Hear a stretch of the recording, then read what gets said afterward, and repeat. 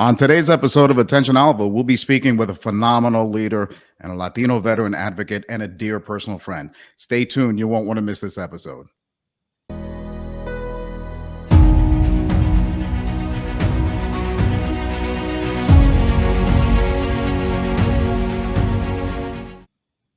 And hello, everyone, and thanks for tuning into Attention Alva, the podcast for the American Latino Veterans Association.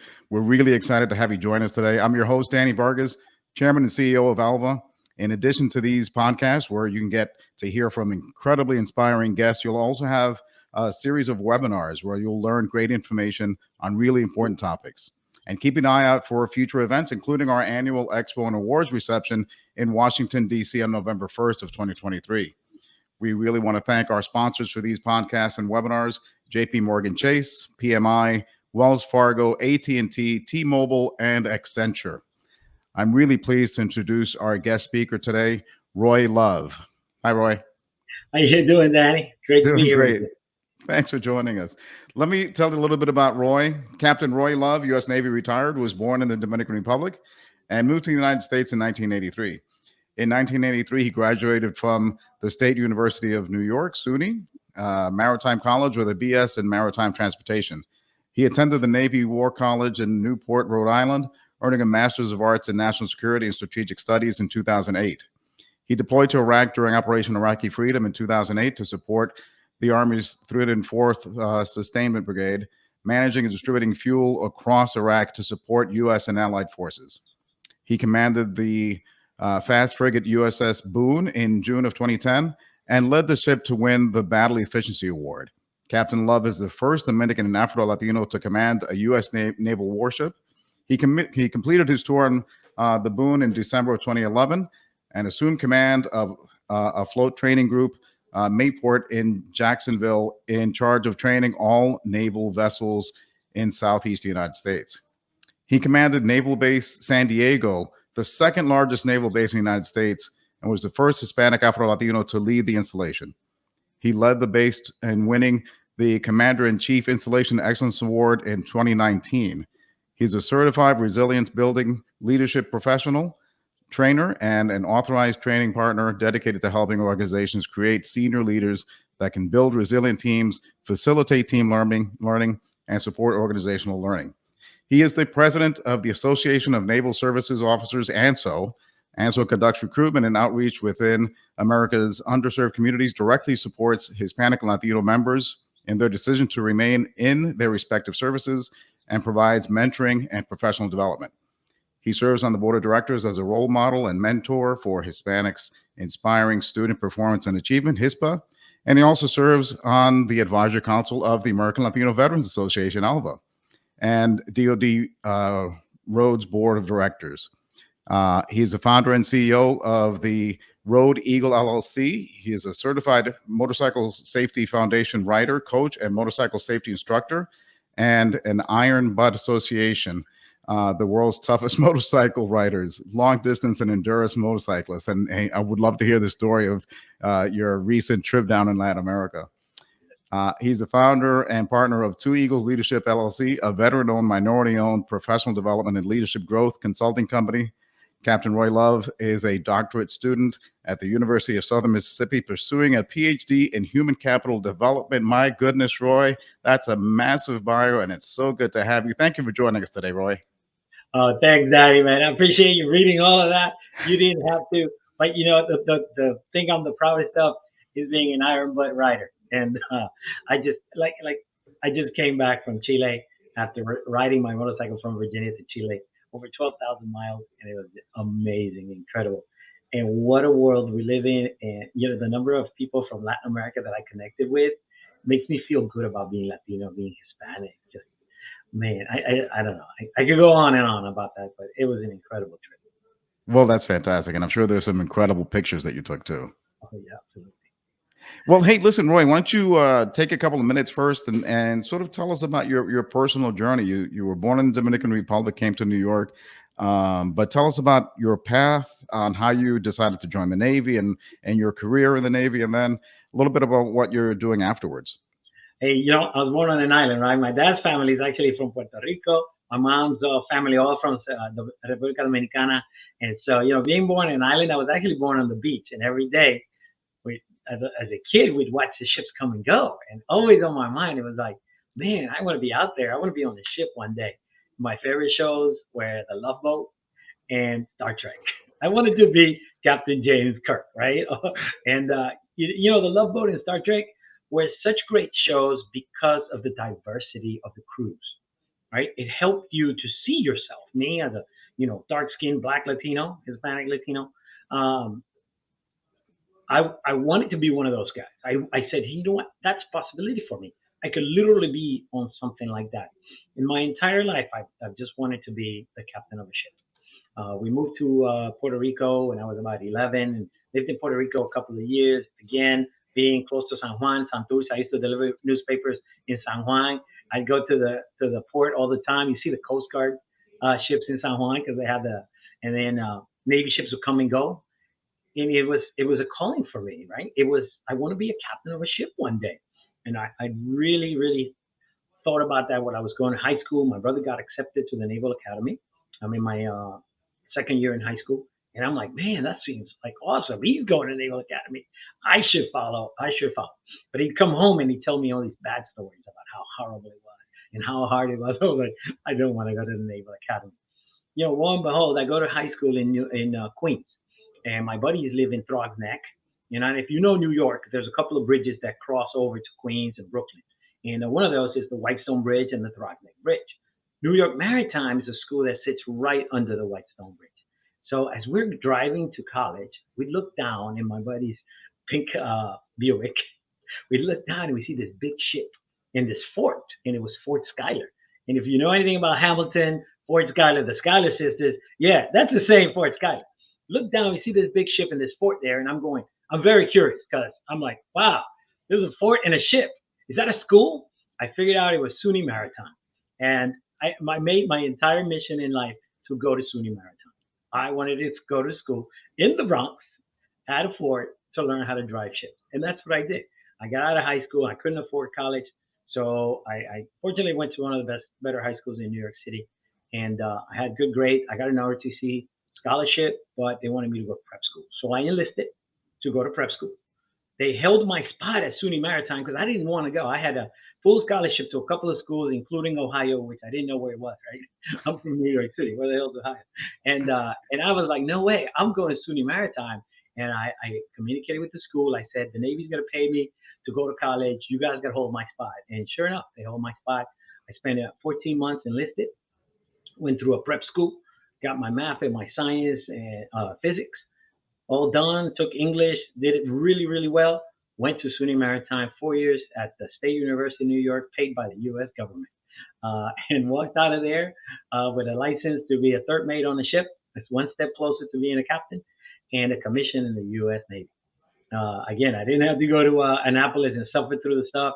SUNY Maritime was an outstanding school. It was pseudo-military. That first year was horrible, but the next 3 years, it was like you're on your own, right? You're wearing uniform, but you're not doing all the things that these other young men do. Loved being enlisted for those 14 months. I knew that the one thing I wanted to do was be a captain of a ship. You couldn't really go through the enlisted path and become a captain. What I didn't know was, Danny, that it was going to take 16 years before the Navy let me be the captain of my own ship. Wow. So, it was a slow 16 years, right? Because to command the ship, you had to be an O5. You had to get through all the wickets. And when you're singularly focused on something like that and you make that your mission in life, you will do everything possible to get there, right? Excel at everything that you have to excel. And the day that I took over command of my ship as the captain, it was the happiest day of my life. We were actually in Canada, in Quebec. I took over, and man, I tell you what, I would not trade that experience for anything in the world. And lo and behold, bonus, the Navy lets me go from leading one ship, we did extremely well, to leading an entire group of ships to train all the ships in the Southeast. And that's incredible. And from there, I get to go to the Pentagon and be in charge of modernizing cruisers and destroyers. And then they say, hey, you're going to go command the largest naval base in the world, or you can go to San Diego. Norfolk is the largest naval base in the world. San Diego was the second largest. They gave me the option, Danny. They said, "Do you want Norfolk or San Diego?" And I'm like, you know what? Norfolk, Virginia, California. I said, I'll only do it if I get San Diego. And my boss at the time, three-star admiral, says, "Hey, boy, you're going to San Diego." And wow, incredible! What a career, and what a blessing. And the military has been so good to me, man. I can't complain. How old were you at that time when you took that command to San Diego? Oh, well, that was 2016. Yeah, from 2016 to 2019. I'm 54 now. Do the math. I was less than 50. I was 40 something years old. You're a And young you know man. that was a running joke. Like, you look too young to be the commander of this base.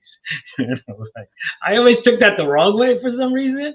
I didn't have the beard at the time, but I got that all the time. You look so young. What are you expecting, an old guy? I don't know. I don't feel old, but yeah. That's awesome. So of the highlights of your military career, would that those two instances sound like they're the highlights of your career, commanding San Diego and your first command of a ship? I tell you what, boot camp? No, 1988. Was it 1988? 1988, I'm in boot camp. That set the tone for everything. I thought boot camp was easy. Mommy was typical Latina del Caribe. You did something wrong. She was worse than any drill sergeant you could ever encounter. You know, La mommy made us chancleta. enjoy boot camp. If I think about it, right? There, there was no chancletas in boot camp. There were no chancletas. They couldn't hit you. They couldn't hit you. Is incredible. So I would say, being in boot camp really kind of set the tone and helped me kind of understand and say, hey, you know what? This doesn't look so hard. I can do this, right? I went to ROTC unit, and on my third year, they came up to me and said, "Hey, Roy, we want you to be the battalion commander for ROTC unit." I was like, "Whoa, okay, cool."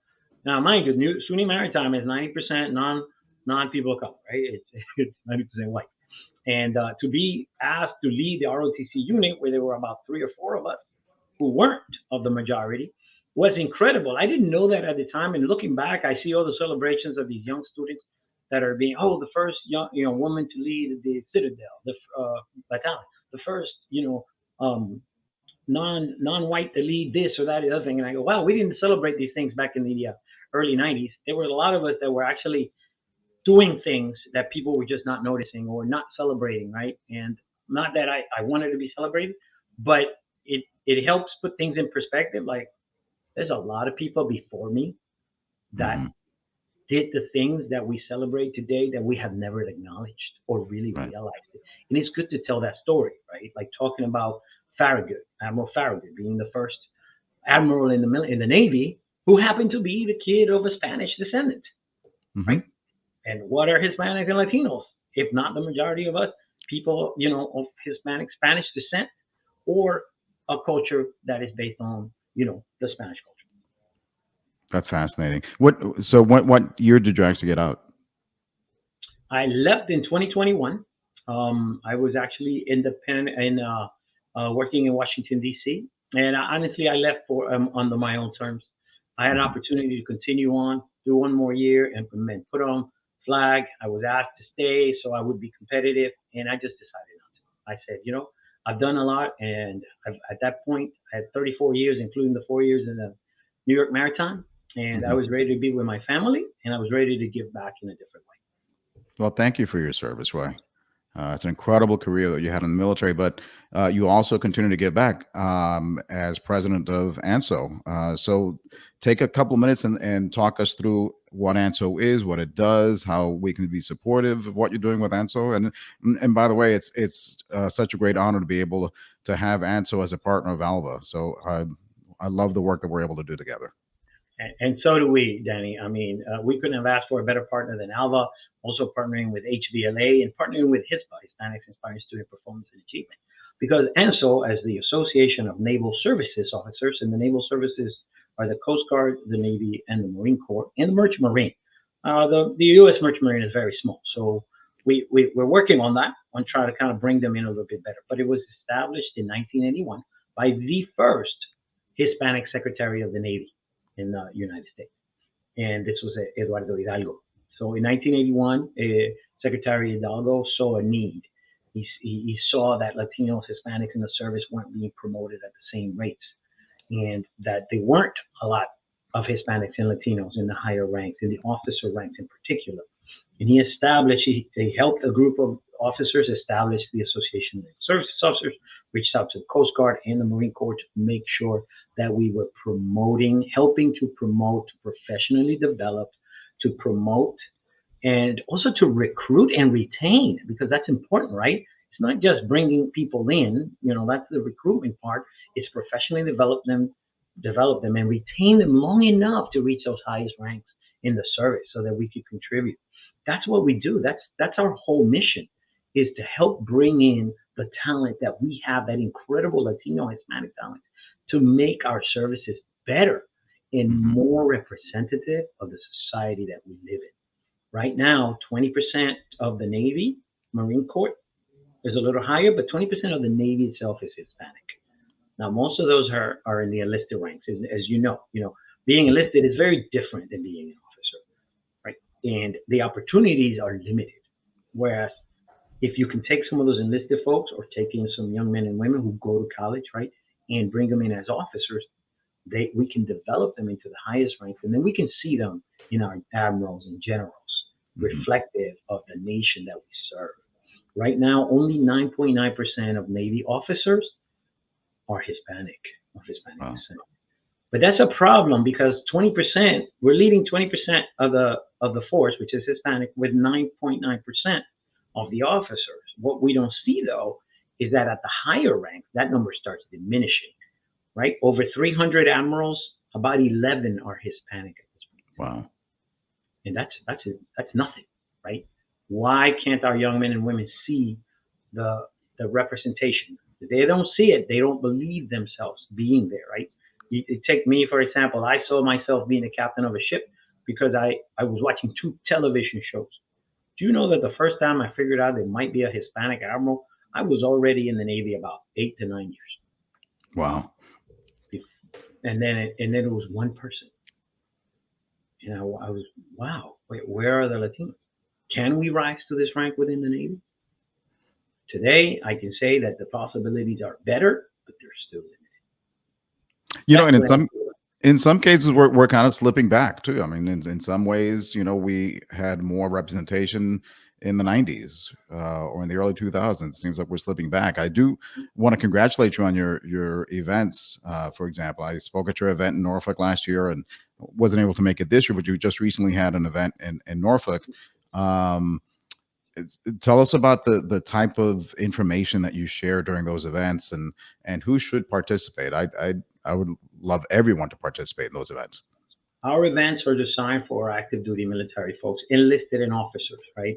And they're designed so that we bring in our senior ranking Hispanic officers, male, female, from Coast Guard, Navy, and Marine Corps, so that the sailors that are attending and the veterans that are attending these events, because it's also open to veterans, ANSO members, non-ANSO members, are seeing themselves represented in the higher ranks. And for those of us who are veterans, that we can get that feel that, hey, is there something more that I could be doing? How can I help to professionally develop our young men and women, to help retain them in the service? A lot of folks are leaving at the 03, 04 level for the officers. In the enlisted, ranks, after the first 4 years, you lose the majority of the folks. Why are Mhm. these young E1 to E3 not staying to become petty officers or Mhm. non-commissioned officers, depending on the service, right? And to continue on to being E7, E8, the senior leadership at the enlisted ranks and the senior leadership at the officer rank. What is driving them out? I think it's a sense of belonging that's missing. That's what ANSO does. In these conferences, we want everybody who can to participate. We're always looking for great speakers, and it was amazing to have you. I still get where people asking me, when's Danny Vargas coming back? I was like, next time. I know.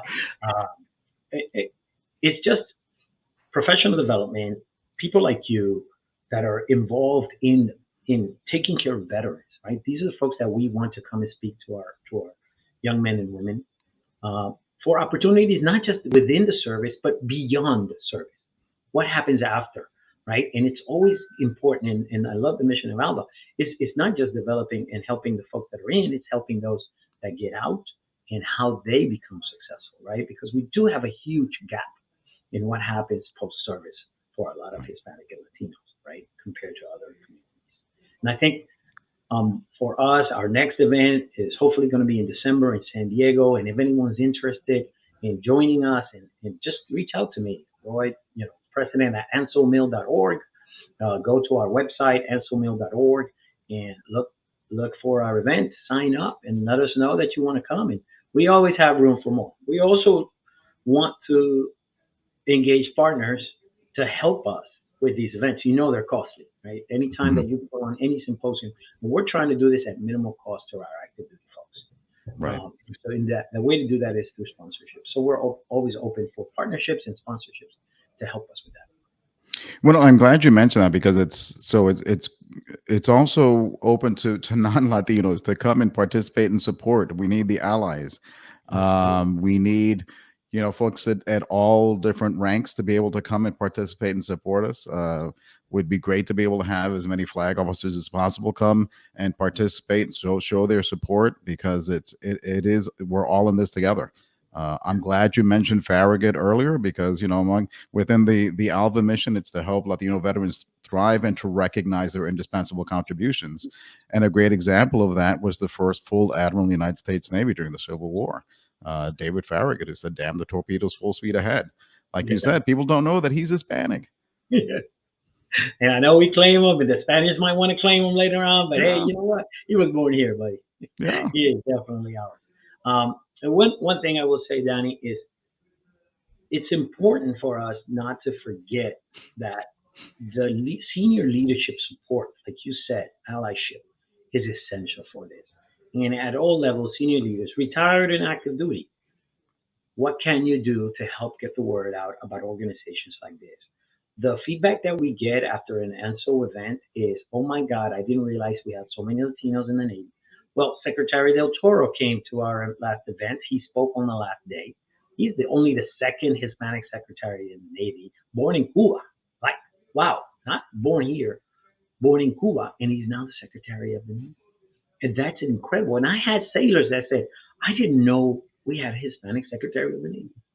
Boggle of the mind, right? But are we getting the word out? Are we helping people see themselves in these senior positions, right? See the possibilities of what they can achieve through Right. the proper networking, the proper connections, the proper development. We're here to mentor. We're here to help you grow professionally. That's what we do. And we do need more people to get involved. I'm always having about the same people show up, Hmm. right? I get some new folks. Our conferences are 150 to 300 people. You have 60,000 sailors. What am I touching every year if I'm only doing conferences for 150 to 300? We need to be Right. able to do more. And I think outreach is key, but outreach happens with support. And that's what we really need. Well, this is a good way to do it. What you're doing here in this podcast and being able to share that with folks and spread the word far and wide. I think all of our organizations are looking to make sure that we can have the biggest impact, the biggest difference that we can make possible. And I really appreciate everything that you're doing. Let's take a minute and talk about your sort of post naval service life, what you're involved in nowadays, because I know you're involved in some really interesting stuff, and I do want to listen a little bit more about your motorcycle trip to Latin America. All right. I left the service in 21. I was asked by a couple of folks in ANSO if I would consider running for the president. It's an elected position. It's a completely voluntary, 100% volunteer position. And I said, you know what? I'm going to relax for the next couple of years. I'm not going to do much. I thought I wasn't going to do much. And I said, I'll help with ANSO. I was the president of the DC chapter at the time. They voted me in as the president. I've been doing it for 2 years, and I got to tell you, the reward is the work itself. It's the people that you get to connect with. Is seeing our young men and women develop professionally and grow, and then reaching back for advice because you cannot succeed in life without any help. Right? We don't do this alone, and so that has been extremely rewarding for me. I wanted to start my PhD journey. I applied to a couple of schools, but the University of Southern Mississippi reached out to me. My old master chief from when I was in Excel, who now is the director for the program, said, "Hey, Roy, we would love to have you in our PhD." And I said, I can't say no to you, Master Chief. Sign me up. And I signed up with the University of Southern Mississippi, embarked on this PhD program. Through my first year, my first 18 credits, 4.0 GPA, Navy puts that in us, right? We have to excel. We have to do well. And Right. so I'm having a ton of fun with that. I'll finish my PhD journey here by 2025, if all goes well and I continue on that same path. But I did take 6 months off to travel and go down to Central and South America. I decided that I was going to embark on this journey of self-discovery and connectedness, right? Trying to connect with the people. So I was joking around and I said, okay, let's roll, right? When you ride a motorcycle, you say, let's roll. And I was like, hey, wait, roll. RAUHL, roll. Let's roll, ride America for, harmony and unity and life. And I was like, right, let's roll, let's do it.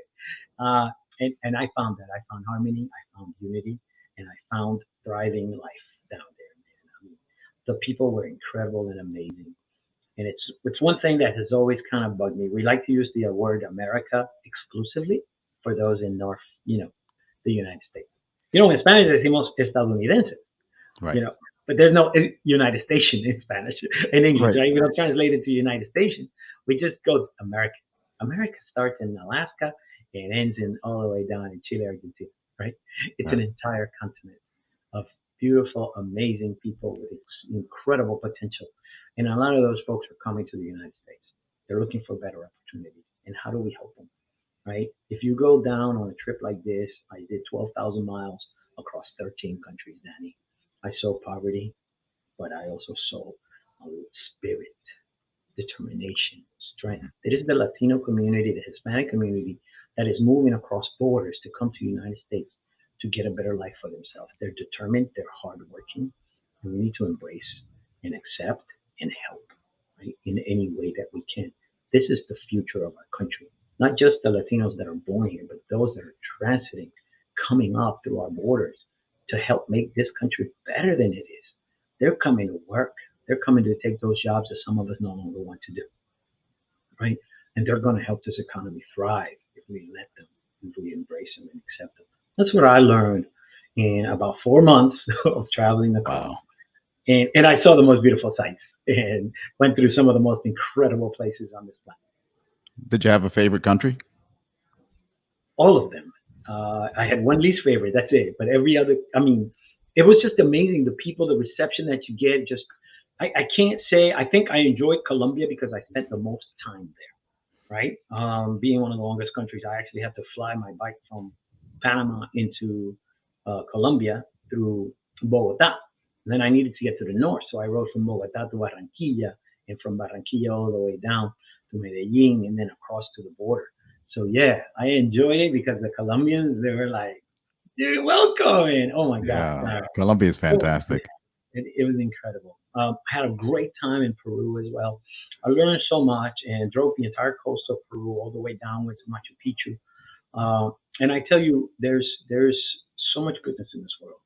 We sometimes focus on the negative, but get out there and get to meet people and get to know and see the heart and the spirit. I drive through town sometimes 5 o'clock in the morning, and I see children and people opening businesses at 5 o'clock in the morning. How often do you see that in the United States anymore? They're literally opening their shops around 6 o'clock in the morning, and it was just amazing. It was an incredible experience, and I wish that I could share my journey with everybody. I do have an Instagram page, it's the Road Eagle. That's my business, the Road Eagle LLC. I do motorcycle rentals, but I do a lot of traveling too. And I think that it's worthwhile to look at folks that are actually doing this kind of travel Hmm. and seeing the world and to really see what life is like and understand how blessed we are here because we truly are blessed. Amen. Amen. Well, that's an incredible journey, and next time we get together, I got to see your pictures on your phone. Some of the stuff that you can't post. Yeah, I know that. I can post everything actually. It's incredible. Like, yeah, So let me go back to your education piece. You're going for your doctorate degree, so we're gonna have to call you Doctor Love from now Dr. on. Dr. Right? Captain Love, Not the Captain Love, right? Yeah. Dr. Um, Captain. Love. but let's talk about education. You went through ROTC when you went to SUNY.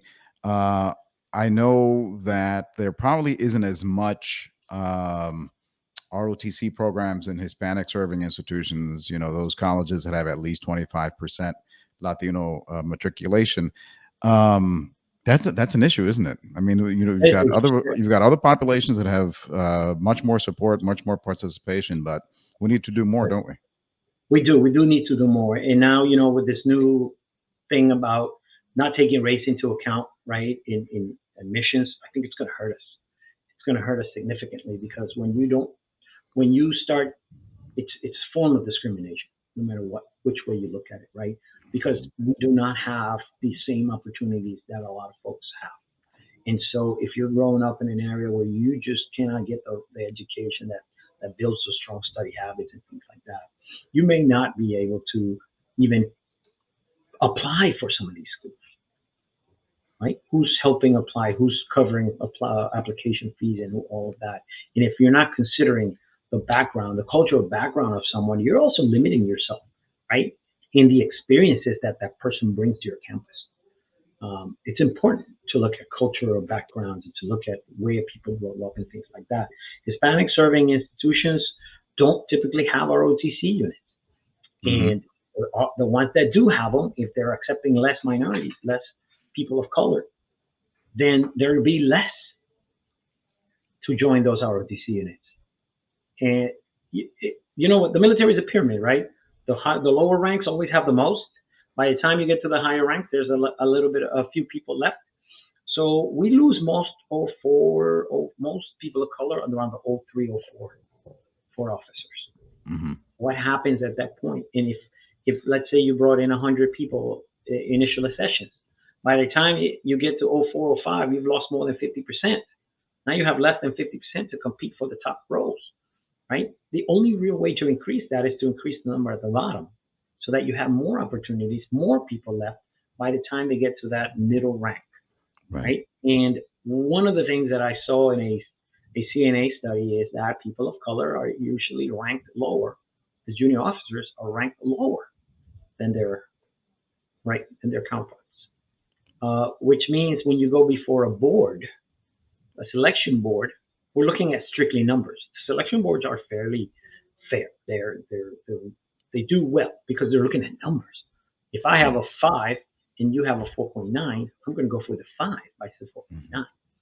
But if people of color are routinely graded lower at the lower ranks, they're always going to be below. And so you're going to have less people being selected.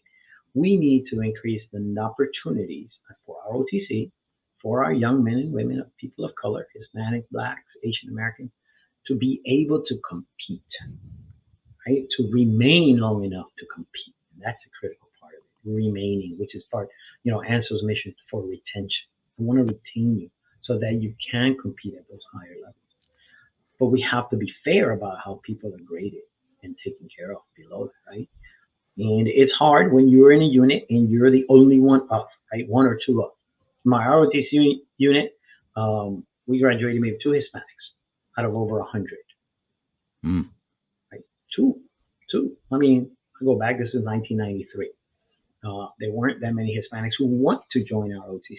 That's another problem in and of itself. Our Latinos, Hispanics discouraging service. We need to encourage service. We need to encourage our young men and women to serve. And I will tell you, I retired 2021. I never have to work again then Hmm. because I have a nice pension, right? After 30 years in the service, I really literally don't have to work. I have all my needs met. Right. Am I working? I'm working for the sake of working because I want to stay busy and I want to do something and I want to continue to give back in many other ways. But I don't have to because I worked long enough and you get a retirement. And a lot of people don't know this, right? They don't really understand how that works. But it takes time. You got to do 20 years to get a retirement check. You got to Right. do 30 years to get the 75% back then. Those things are important. We keep telling our young men and women that the military leads to nothing and you're going to get out of there and you're not going to have a good job. One is because we haven't been taking care of our veterans, which is something that I know you're trying to remedy, right? Hmm. What happens after service? The other one is misconceptions, misperceptions. Oh, you're going to join the army, you're going to go to war, you're going to die, right? I was in the Navy 34 years. I volunteered 4 times to go to Iraq, and the fourth time they let me go. Right? Otherwise, I would have never seen anything close to Right. combat. So the chances, right, of something bad happening to you are far lower than the opportunities that you Right. get. And never mind the leadership and professional development that you get from a few years of service. That's what we need to do to encourage our young men and women to pursue these things. By the way, you want to be an astronaut? what better way than to join one of the service academies, become an officer, go fly a plane, do well enough to be selected? Mhm. That's the way to do it. Not only being an astronaut, but anything else. Medical school, paid for. Nursing school, paid for. All the things. You talked about SUNY Maritime, and I have a full ROTC scholarship. I didn't pay for anything in college, and then they sent me to get a master's degree. And oh, by the way, my PhD is being paid for by my GF. That's fantastic. Incredible. Right? Well, we go back and forth on this, but the reality is that we need more of our people stepping up to serve and find those opportunities. But we also need the allies to step up and support us. We also need the infrastructure to make sure that we have an even playing ground and a hand up. We all Absolutely. remember those times in basic training where somebody just needed a little bit of help to get over the wall. So we've got to do all of those things and more. Yeah. And we need to make sure that the powers that be it Congress or be it the upper levels of the Department of Defense and so forth, are able to hear from us so that we can make sure that they understand that this is not just a nice thing to do. It's a national security imperative. Latinos will be 30% of the population before too long. So if we hope to remain a strong, thriving, and vibrant nation, that segment of the population needs to be an important part of our present and our future. So thank you for everything Absolutely. you've done. Thank you, Danny, for this opportunity. I look forward to working with you again here soon. Excellent. Do you have events coming up that you'd like to talk to us about in detail and promote? Okay, so Latina Style is actually holding an event. And this is an important one because they recognize active duty women in all the services. And that's coming up September 19th, I believe, right here in Washington, D.C. Go to Latina Style website and check that out. I think it's important. They're a good partner for Hansel and also for his fund. We're working with you on a lot Mhm. of different things, and we look forward to seeing the Hispanic Museum just be completed and helping out in any way that we can with ALVA for all your events. And then in December, ANSO is going to be looking to host in San Diego their next symposium. And then every year after we do our symposium, usually April, May here on the East Coast, and then December on the West Coast. So those are our big events that are coming up. Give us your website again. ansomil.org. Outstanding. ANSOMIL.org. ANSOMIL.org. It's a great website. Is there anything else that you'd like to share that we haven't touched on? Because I'm going to have one final question for you before we wrap up. I think we touched on a lot of things. I think it's important that we stick together. The Hispanic and Latino community is a very multicultural community, but we're all hardworking. We all want the same thing, to lead better lives and to help each other. And I think working together is how you get things done. We need to come together stronger to represent better, right, and to support one another Great. And then the last question I have for you: what piece of advice would you give our listeners who may want to learn from your experience? The tidbit of wisdom that you'd like to share in terms of advice. You know what? I think excellence is habit, right? It's not a skill. You're not born excellent. You got to work hard. And in order for me to succeed in the Navy, I had to work hard. And I always say this: I will not leave my place, my city, my ship, my command, my work any less, but rather better and greater than I found it. That means doing at least one thing every day to make things better, not just for you, but for everyone else. Work for others. Be a servant leader. Roy, thank you so much for joining us today. I really appreciate your time and look forward to continuing to partner with you and work with you. And let's definitely get together soon. We appreciate all you do, and we look forward to making sure that ANSO continues to grow and accomplish its important mission. We do. Thank you, Danny. And, adelante con ALVA, adelante con ANSO. Awesome. Awesome. Well, listen, everybody, on behalf of the American Latino Veterans Association, I want to thank you for joining us today. We hope you enjoyed the content. Please join us for future podcasts and webinars. Please keep an eye out for Information on our upcoming annual expo and awards event in Washington, D.C. on November 1st. Visit our website at alvavets.org. Thanks again to Roy for being our guest speaker today. Thanks also to our sponsors again for this podcast and our webinars: JP Morgan Chase, PMI, Wells Fargo, AT&T, T-Mobile, and Accenture. Thank you all for joining us. And as always, be safe, aim high, and thrive. We'll see you next time. Thanks again.